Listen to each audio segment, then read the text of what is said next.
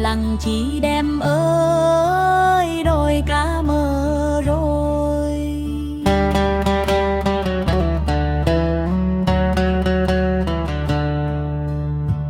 Quay lăng chỉ ơi mong cá mơ hớ mong, tôn lặng chỉ đem ơi lên cá mơ yên. Nhịp lặng bên hăng chi thân cá mơ hớ thân, bờ dẫn lăng chỉ đòi ngoài cá hắc ngoài. Lăng đèm nhắm lăng gió lén cao mấy nỡ tiêu, lăng đèm nhắm mơ điêu trong giấc hơ trong.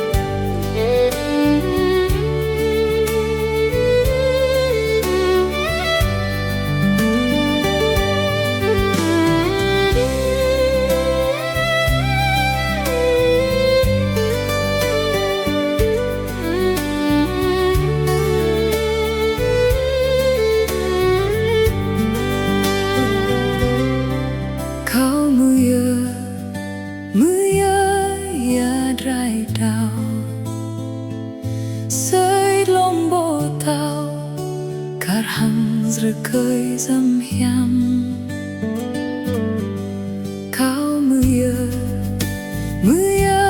chim lạc nhì rơi than phun keo màu lũ chim rôm nhì cao kiang đuôi hiu tui nô drai nun cao kiang hiu dua sa chor kai cao se woronan cao kiang ado sát lời mơ cao kiang mơ cất cây adam hiam nui ado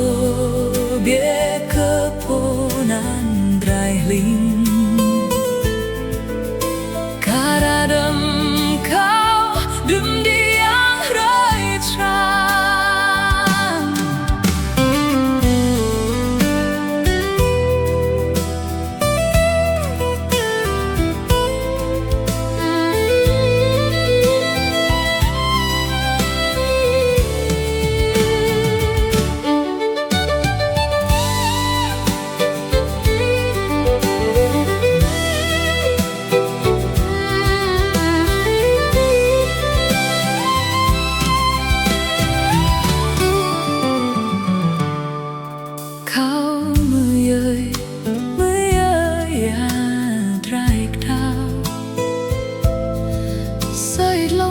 Tao cát hằng giật cơi dâm hiam cao mười ơi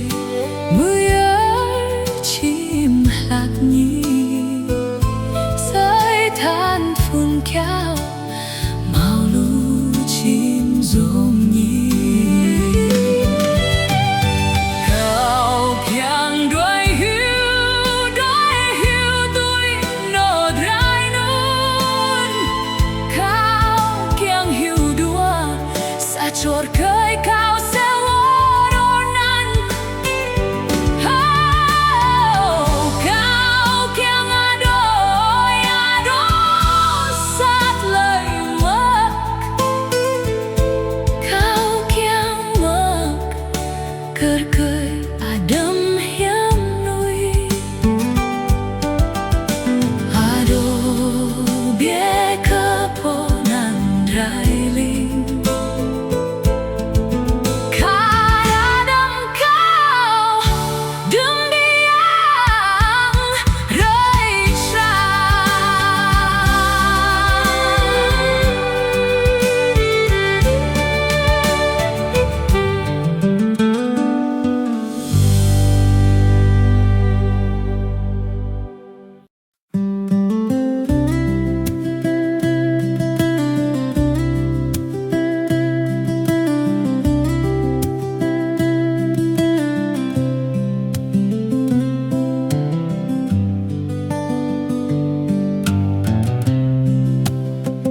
Ya từng bờ đây buồn mi cơ lời ama hơ dâng nhạc lại chim ri hơi ơi gơ tâng măng rừng xanh gơ tâng măng đồi xa bờ lan măng bờ đai ri măng buồn làng.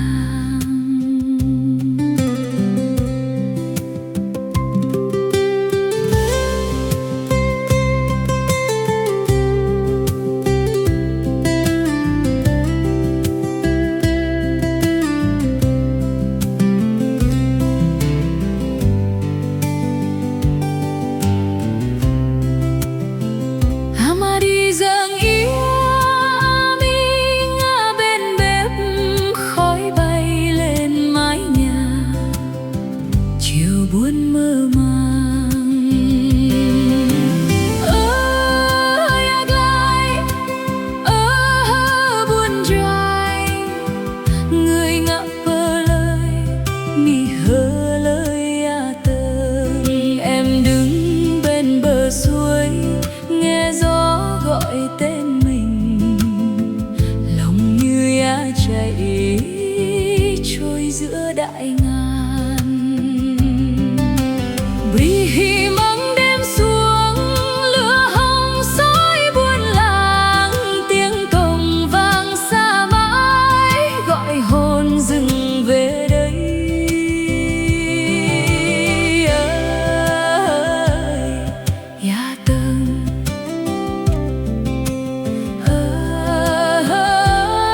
gió núi buồn mình nghe thương quá giữa đại ngàn xanh tươi.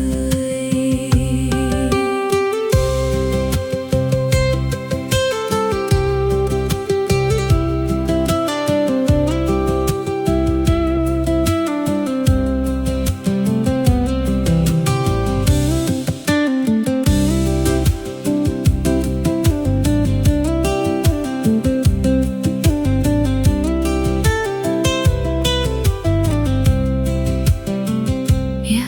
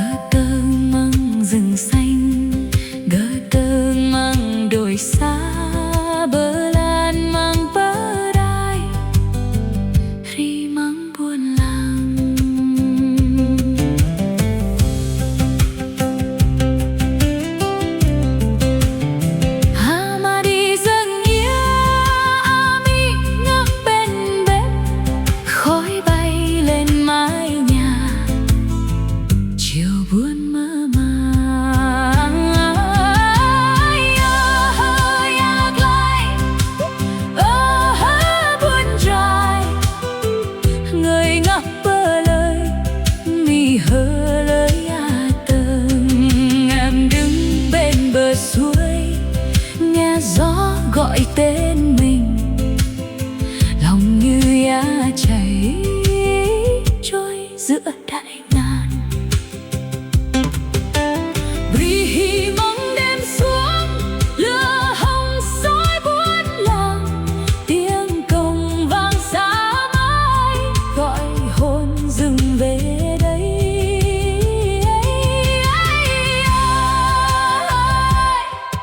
Ya từng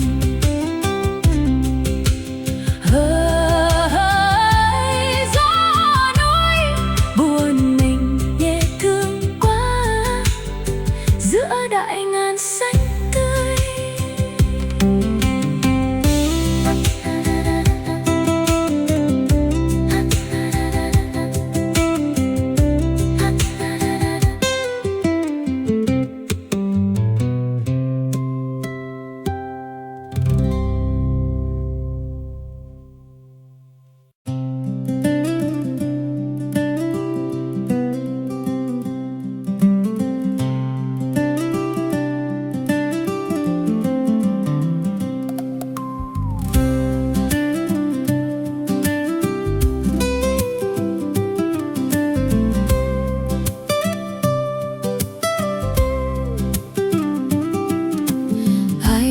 Khắp ba trời na nào ai ông dương ngô ta chơi bơi áo trời nào bơ si hơn ai ông tơ qua trời na nào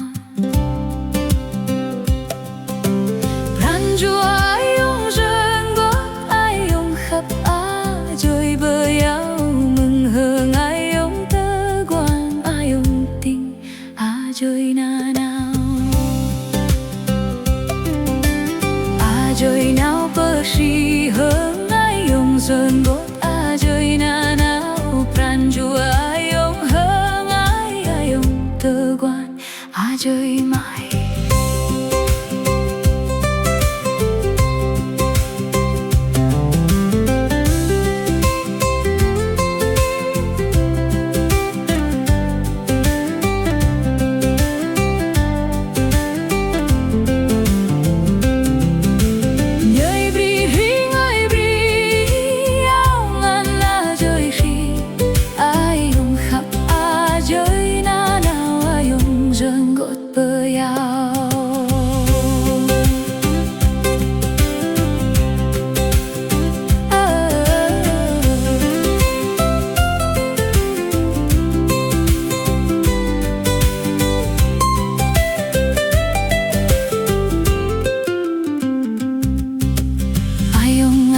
Trời sang pran chua ai ông hằng ai ông tơ qua trời na nào ai ông khắp trời nào bơ si hơn ai ông dân bột si hơn pran chua ai ông hằng trời tình ai ông si anh khắp trời na nào ai ông rừng bột trời bơi áo mừng hơn ai ông tơ quan pran chua khắp trời ai ông khắp trời na nào ai ông tơ quan trời na nào pran chua ai ông dân go ai ông khắp trời.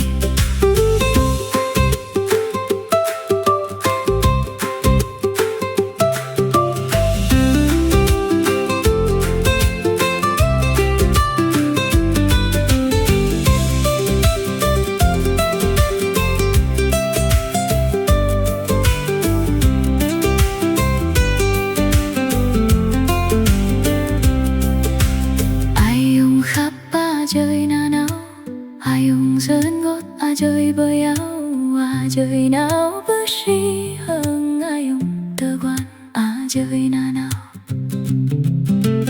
ran chua ai ông sơn gót ai ông khắp trời bơi áo mừng hơn ai ông tơ quan ai ông tình trời na nào trời nào bơ si hơn ai ông sơn gót trời na nào pran chua ai ông hơn ai ông tơ qua trời mai người bri ai ông ăn trời ri ai ông khắp trời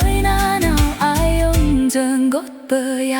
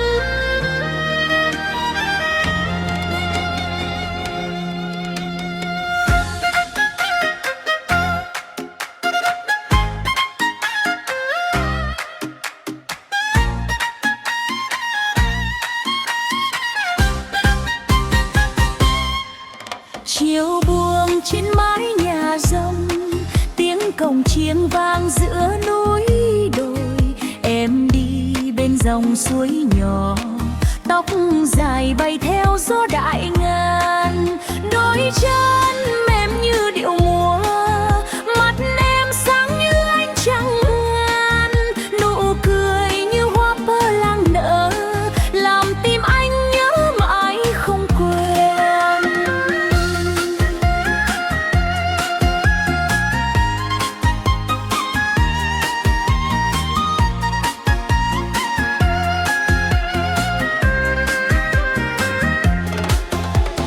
Ơi con gái duyên dại dịu dàng như mây bay giữa trời Pleiku. Tiếng hát em vang bên bếp lửa, ấm lòng người giữa đêm đại ngàn. Ơi con gái dưới thủy chung, mang hồn núi rừng vào câu hát. Dẫu đi xa bao miền đất lạ, anh vẫn nhớ ánh mắt em cười.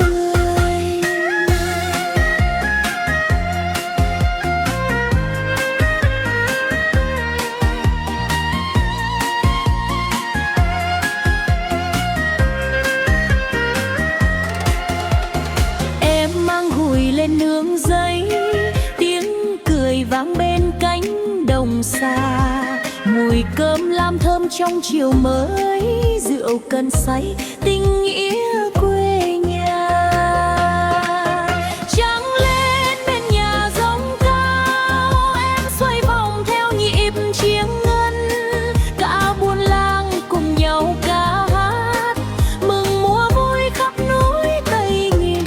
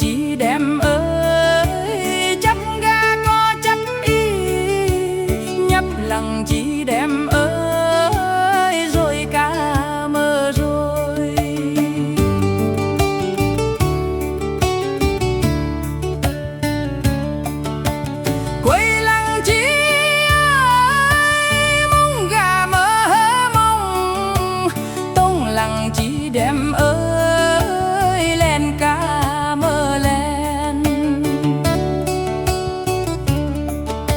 nhịp lăng bên hăng chi thân ca mơ thân bơ dân lăng chỉ đỏ ý oai ca hắc oai lăng đêm nhắm lăng gió léo cao mây nỡ tiêu lăng đêm nhắm mơ điêu trong giấc hơ cho ông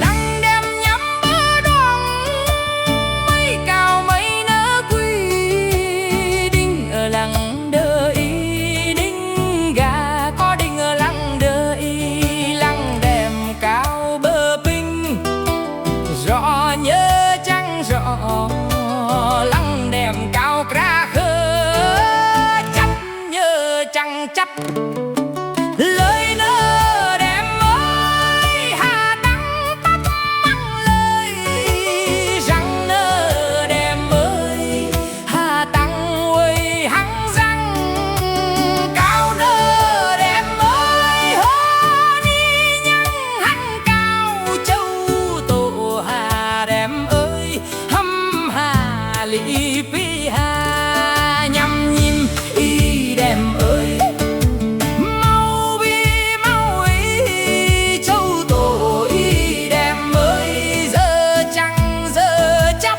đè rõ về em ơi đêm ơi bi hà bi cơ tế bè hăng mới đêm ơi chừng kỳ chừng chắc đè đêm ơi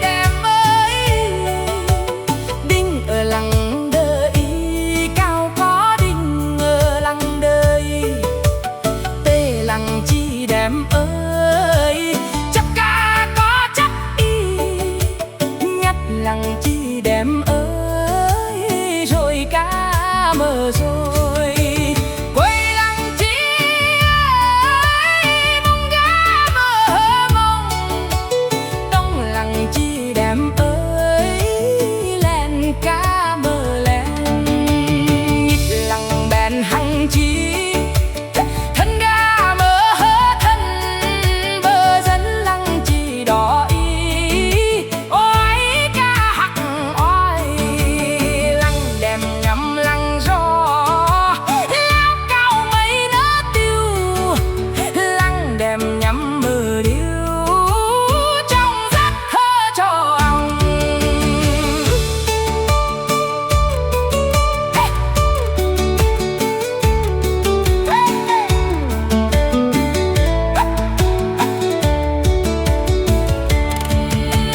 lăng đêm nhắm mơ đông mây cao mây nỡ quy đinh ơ lăng đơ y đinh ga có đinh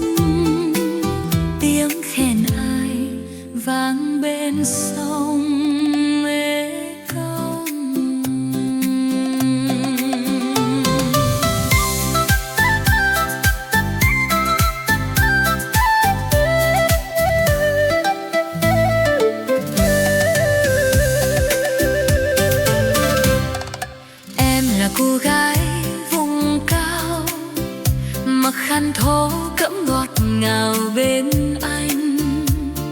Chiều buông khói bếp mong manh, nhà sàn lấp lánh trăng vàng lung linh. Tay em đơm cá ngoài đồng, mắt cười như nắng trên dòng suối xanh. Tiếng khen gọi gió mong manh cho mùa lúa chín thơm lành bạn xa. Ơi nàng ơi, múa cùng anh đêm nay, cổng chiêng vang giữa núi đồi say mê. Dòng mê công vẫn trôi về xa mãi, tình đôi ta như mây trời không phai. Ơi nàng ơi, tóc em trong gió bay, bên nhà dòng tiếng dân ca còn đây. Người Lào ơi, giữ câu ca ngày cũ cho tình yêu đẹp mãi giữa đại ngàn.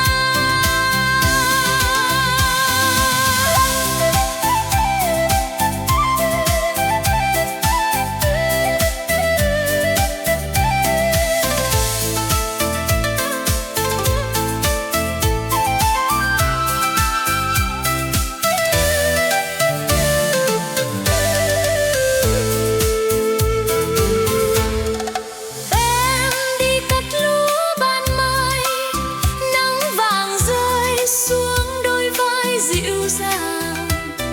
Chiều về nhóm lửa nấu cơm, tiếng cười vang khắp buôn làng thân quen.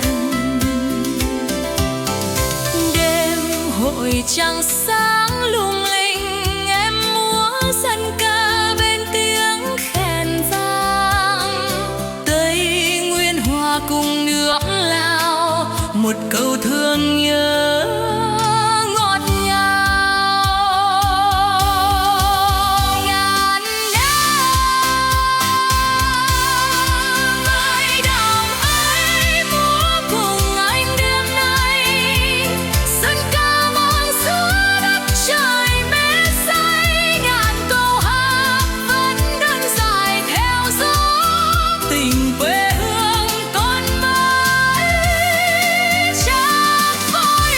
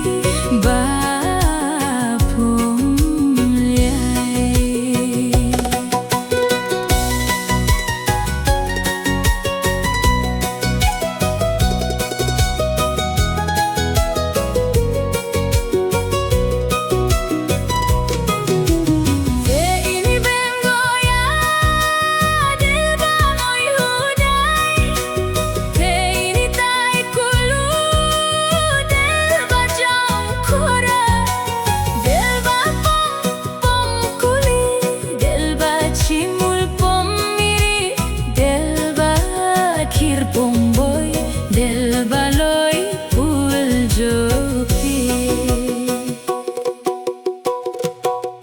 Le arroz le pane.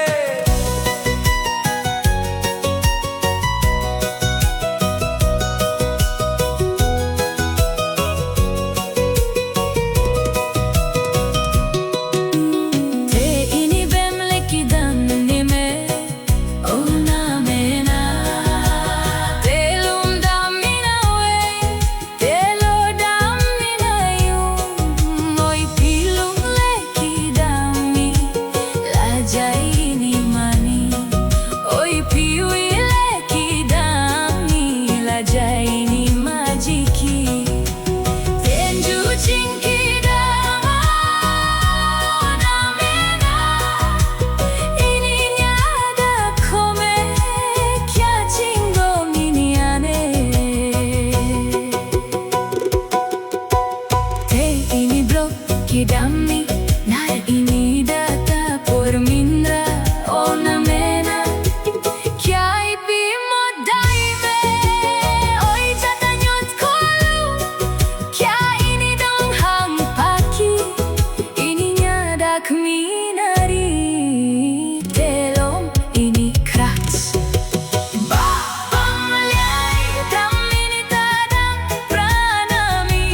Pamoy ting tong ngai me dam ini tadang prarong. Pamoy ti toy mi Rocky ja ini nam langi. Rocky mang ini nam chopi. Eng mana dai prim oi te jui. Gam khan le ba gam rui ram. Gam khan le ki bahu gam amon. Eng nam na dai ni.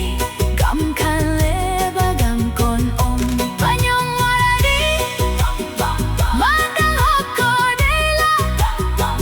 Oko eng ai dam. Pindang otanui dam chu hampi dongi. Pindang nyong tawai.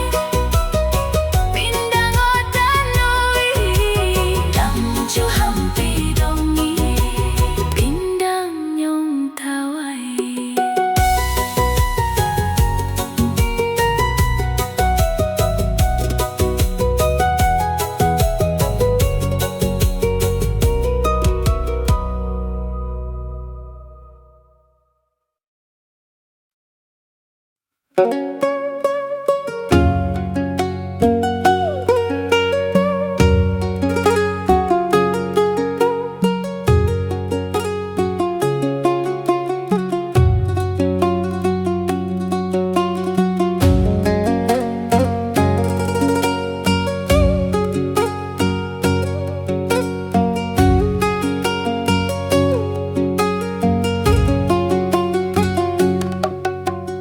Hỡi em ai ri cơ siêu lấy em ngọt hương nhớ suối.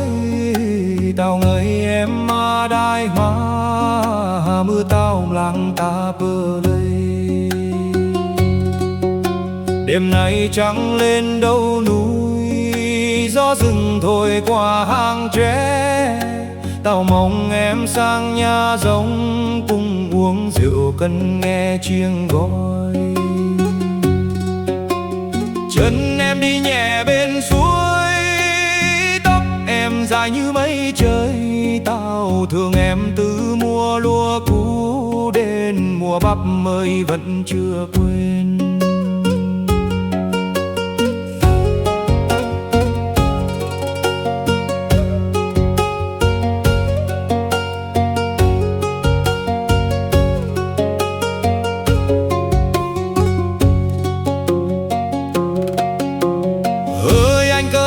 Free lang lấy anh vàng như tiếng chiêng. Em nghe lòng mình rung động như lá rừng gặp cơn gió sớm.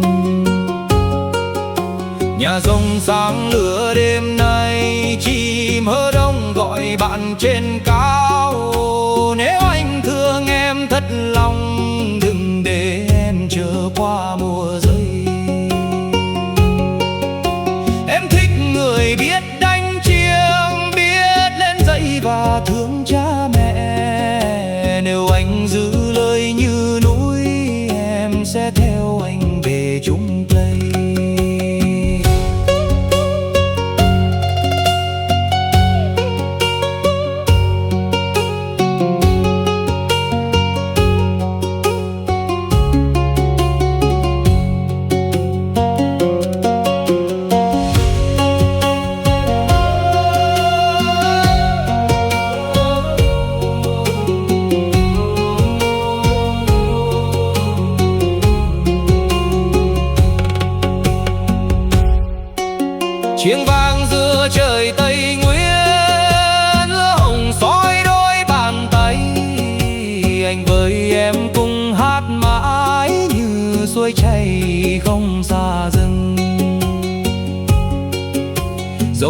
mùa mưa hay mùa nắng, tình vẫn đỏ như than bếp.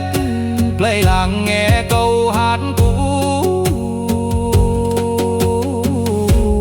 chúc đôi mình mãi bên nhau.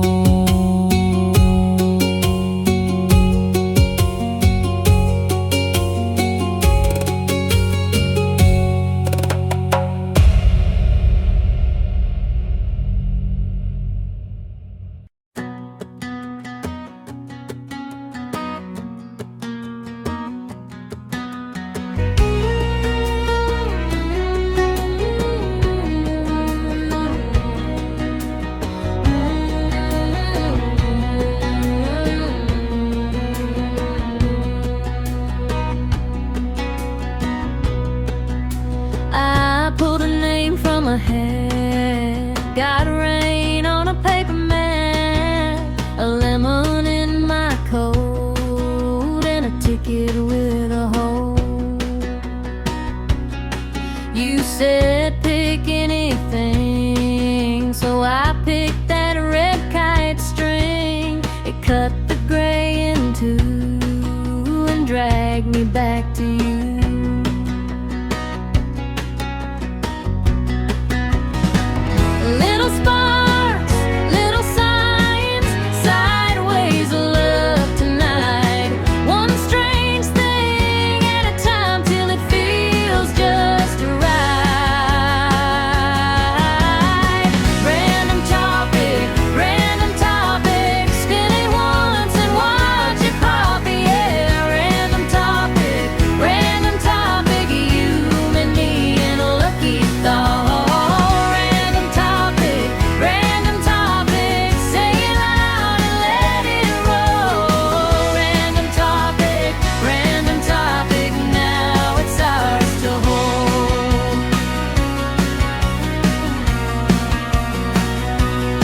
There's a peach pit in my palm, a bent spoon, a song half warm, a bus stop on the hill where the whole world stands still. I keep finding clues in the mess we both walk through, like a dog-eared page with your lipstick on the edge.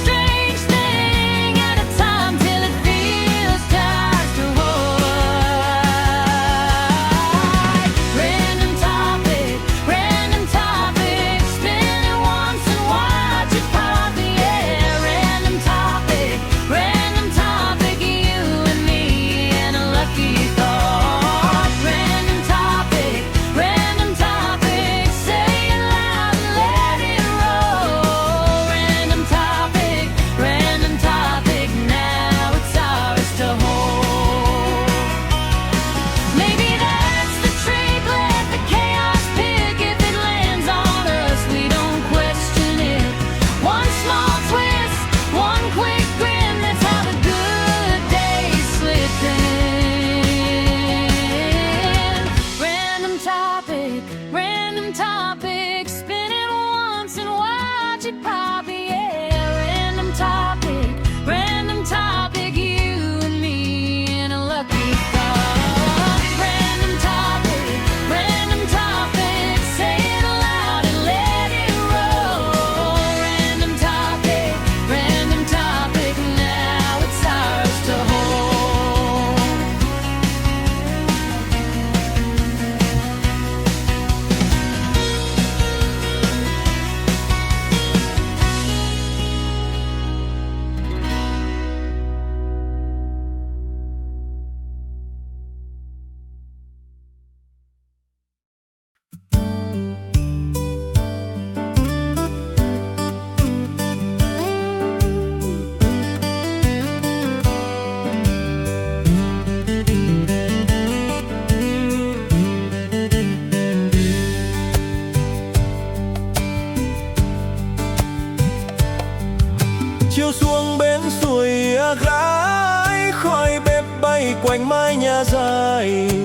ngồi dệt tấm thổ cẩm cũ, cha đánh chiêng vang giữa đồi cao. Gió hát qua rừng cây cơ nia, trăng sáng trên vai người đi dãy. Em mang gùi về ngang con dốc, mắt cười như nước suối mùa mưa. Ơi à ơi, tiếng chiêng gọi núi, gọi buôn làng thức giữa đại ngàn. Ơi à ơi, lửa hồng đêm hội, trai gái trai nắm tay xoang vòng.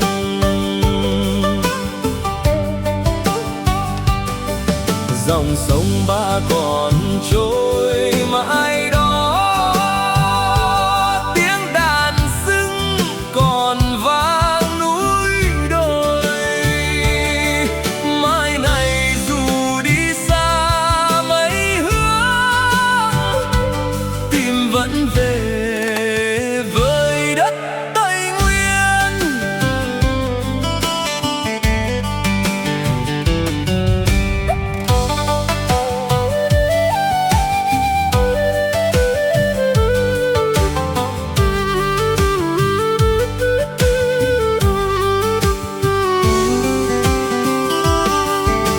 Mùa lúa mới thơm vàng sân đất, rượu cần say bên bếp lửa hồng. Người già kể chuyện xưa của núi, con chim chơ giao gọi bình minh. Em hát câu dân ca dài cũ, tiếng nhẹ như mưa rơi đầu mùa. Anh nghe trong nhịp chiêng tha thiết, có cả hồn của núi rừng xưa. Ơi à ơi ơi, tiếng chiêng còn đó, còn tình người giữa đất Ba Gian. Ơi ơi, ngàn năm đại ngàn, người trai còn giữ lửa quê mình.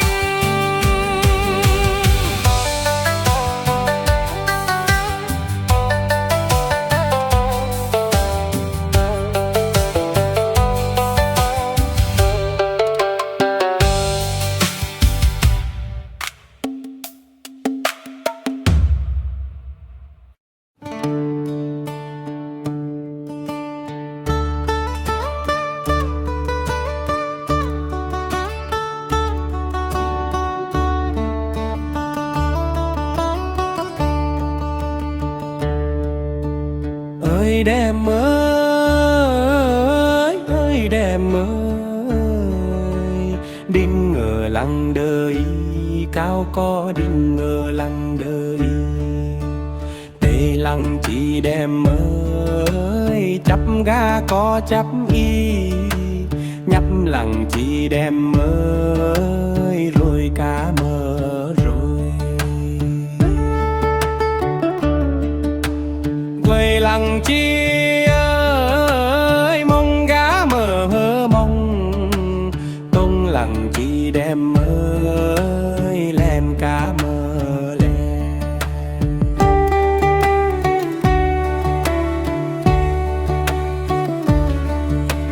Nhịp lăng bèn hăng chi, thân gá mơ hơ thân, bờ dân lăng chi đòi hoài các ngoài.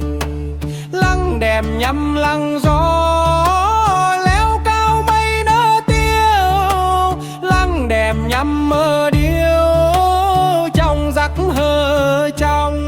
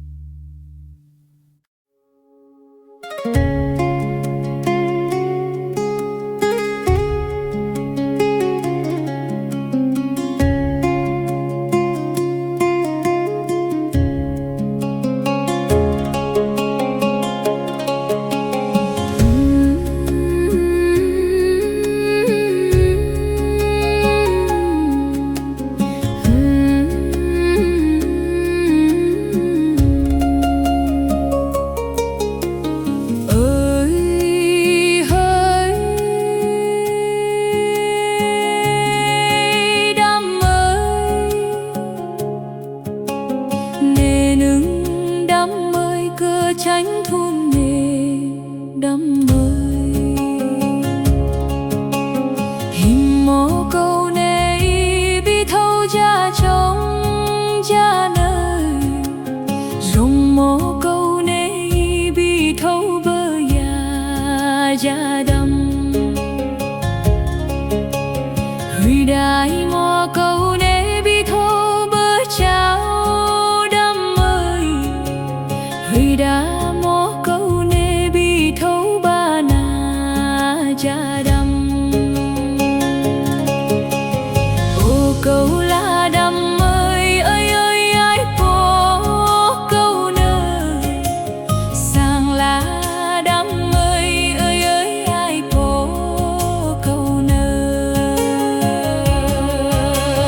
thun nê cao há đừng đó sang đâm ơi anh nơ dâng sang mới hư đừng đó bắn dâm ơi dâu nơ bi mẫu nuôi tô bra bơ dâu đắm ơi hình đi mô mâu nuôi yêu bra phô năn đắm ơi bù nơ him cao bắn nhau thâu ma gù đắm ơi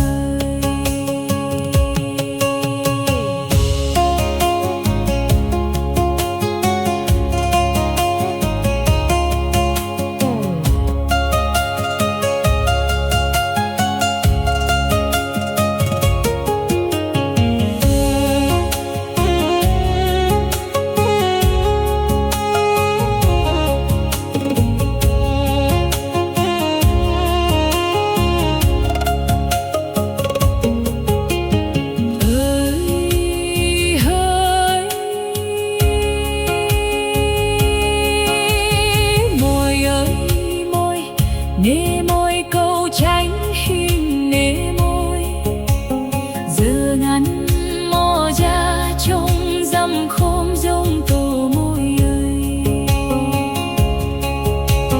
chưa dông mò bơ ya dăm khóm tuy na môi ơi huy đã mò bơ cha dăm khóm ma lưng môi ơi huy đã mò dòng không pla tô môi ơi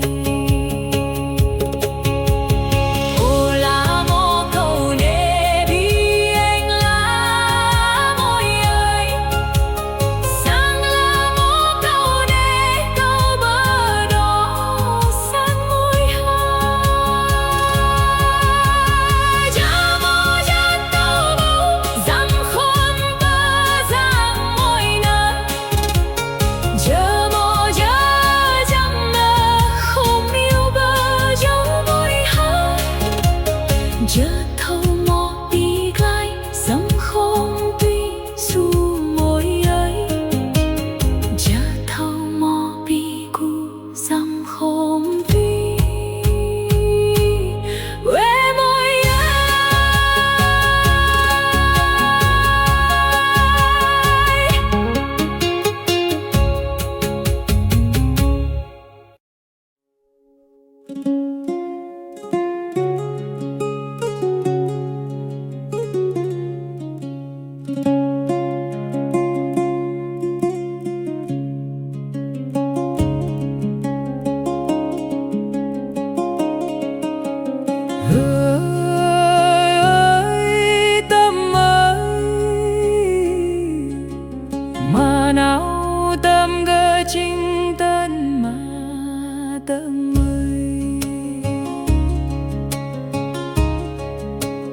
nhân mô cơ nê bi thơ nhá chơ nơ rung mô cơ nê bi thơ quy ya ya tâm cơ rê mô cơ bi thơ quy kra tâm ơi mà chơ lơ tâm mô cơ bi thơ bê mà chơ tâm tâm ấy ai ơi em cơ nơ sang lỡ tên mà cơ rong tơ sang tâm ấy pan mô tâm mà cơ rong tơ pan tâm ấy yo nơ bi mô nu tơ prepo yo tâm ấy nhìn mô bi mô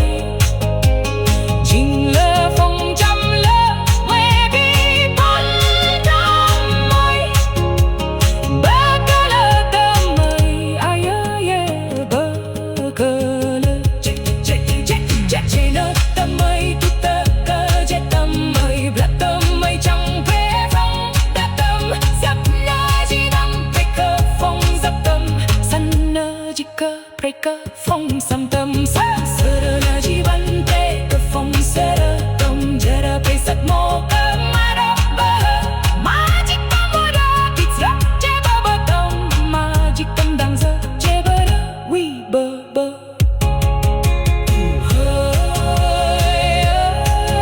tâm ơi khờ lên đi ma chi ma đằng lệ hơi khờ khăn lên băng ma chi ma khro tâm khờ khăn băng lâm ma chi bồ ra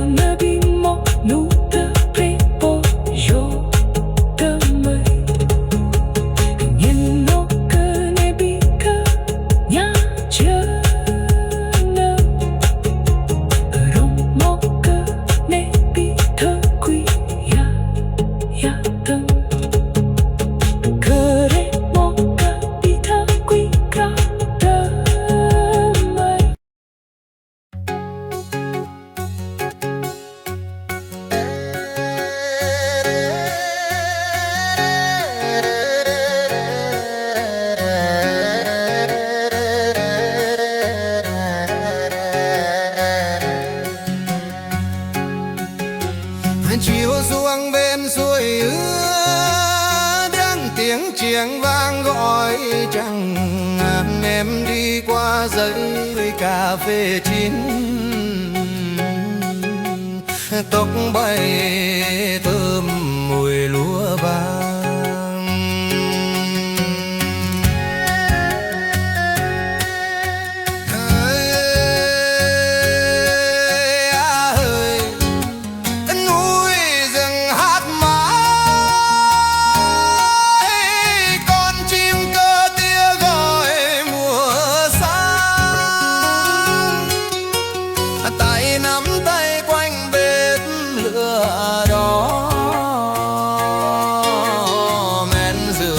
Cần say giữa đại ngàn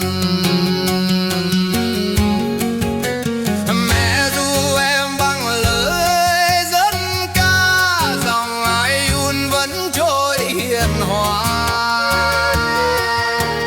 Cha lên nương mang theo tiếng khen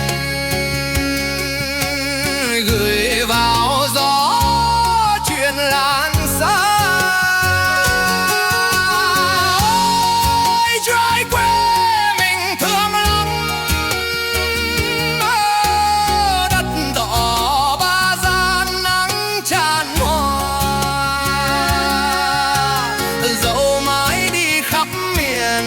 Suối ngược tim vẫn nhớ tiếng chiêng quê nhà.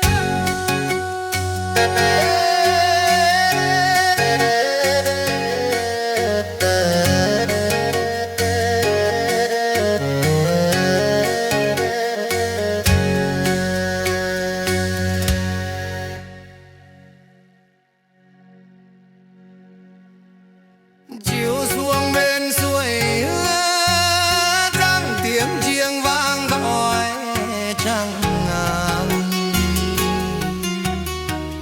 em đi qua dãy cà phê chín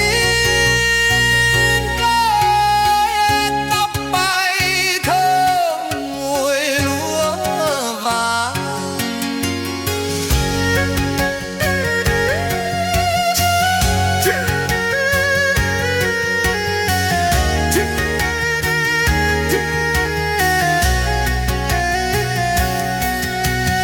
Chiều xuống bên suối trăng chiều xuống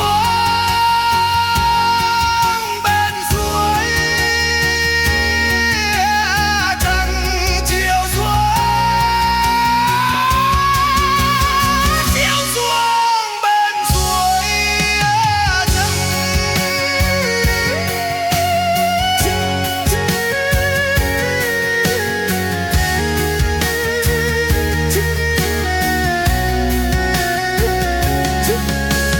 Chiều xuống bên suối rắn chiều xuống bên